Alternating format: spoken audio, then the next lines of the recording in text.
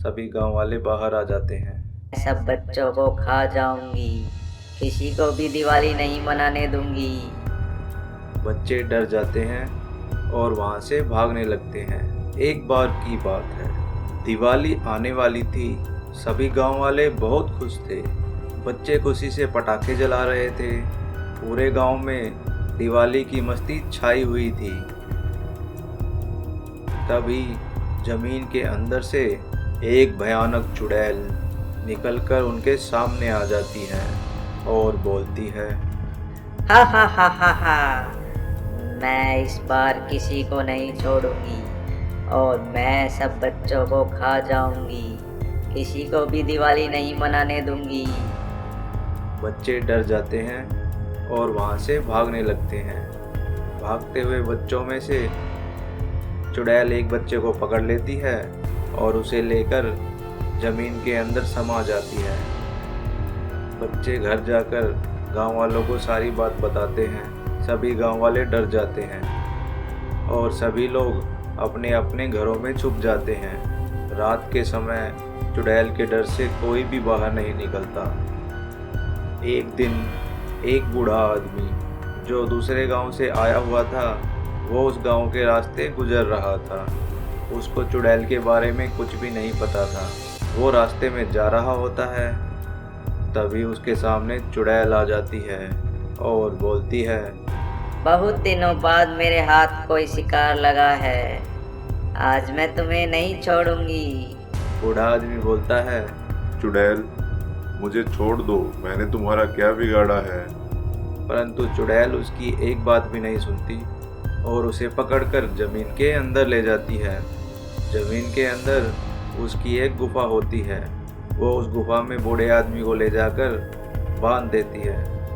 उधर गांव वालों को पता लगता है कि चुड़ैल इस बार एक बूढ़े आदमी को उठाकर ले गई है, तो सभी गांव वाले बहुत परेशान हो जाते हैं। सभी लोग गांव के मुखिया के पास पहुंच जाते हैं और मुखिया जी से बोलते हैं, मुखिया जी, हम लोग इस चुड़ैल के आतंक से बहुत परेशान हैं। ये तो हमें इस बार दिवाली भी नहीं मनाने देगी। हाँ मुखिया जी, अब आप ही इसका कोई समाधान कीजिए। मुखिया जी बोलते हैं, चिंता मत करो, गांव के बाहर एक बाबा रहते हैं, वो चुड़ैल का शिकार करते हैं। मैं उनके पास जाता हूँ, वो हमारी सहायता अवश्य करेंगे। अगले दिन मुखिया जी साधु बाबा के पास जाते हैं और साधु बाबा को सारी बात बता देते हैं कि एक चुड़ैल ने गांव में आतंक मचा रखा है, सभी लोग उससे बहुत डरते हैं। जो भी बच्चा बाहर जाकर पटाखे फोड़ता है, चुड़ैल उसे उठा ले जाती है। बाबा जी, अब आप ही हमारी सहायता कीजिए। साधु बाबा बोलते हैं, मैं तुम्हारी सहायता अवश्य करूंगा।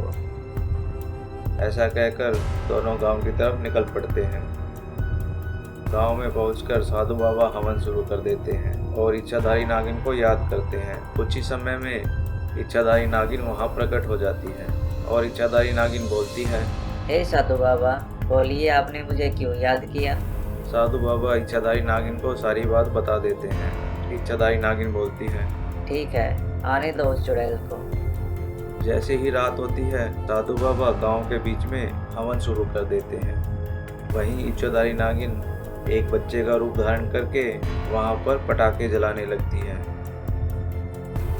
तभी चुड़ैल वहां आ जाती है। चुड़ैल बोलती है, हाउ हाउ किसको खाऊं, जो पटाखे जलाए उसको खाऊं।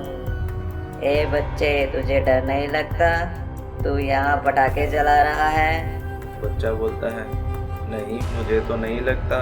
ऐसा कहकर वो उस बच्चे को पकड़ने के लिए आगे बढ़ती है। जैसे ही चुड़ैल आगे बढ़ती है, वो बच्चा इच्छाधारी नागिन में बदल जाता है। इच्छाधारी नागिन अपनी शक्तियों का वार चुड़ैल पर करती है। अचानक हुए इस हमले से चुड़ैल घबरा जाती है। वो वहाँ से भागने लगती है। उसके सामने साधु बाबा आ जाते हैं। साधु बाबा भी अपनी शक्तियों का वार चुड़ैल पर करते हैं। चुड़ैल भी अपनी शक्तियों का वार साधु बाबा पे और इच्छाधारी नागिन पे करती है। कुछ ही समय में वहाँ एक घमासान युद्ध शुरू हो जाता है। अंत में इच्छाधारी नागिन अपनी शक्तियों का जोरदार वार चुड़ैल पर करती है और चुड़ैल वहीं भस्म हो जाती है। जैसे ही चुड़ैल का अंत होता है, सभी गांव वाले बाहर आ जाते हैं और सभी लोग खुशी से झूमने लगते हैं। इस तरह गांव दिवाली पर चुड़ैल के आतंक से मुक्त हो जाता है। तो प्यारे दोस्तों, कैसी लगी आपको यह कहानी? ऐसी ही और कहानियाँ देखने के लिए हमारे चैनल से जुड़े रहें। धन्यवाद।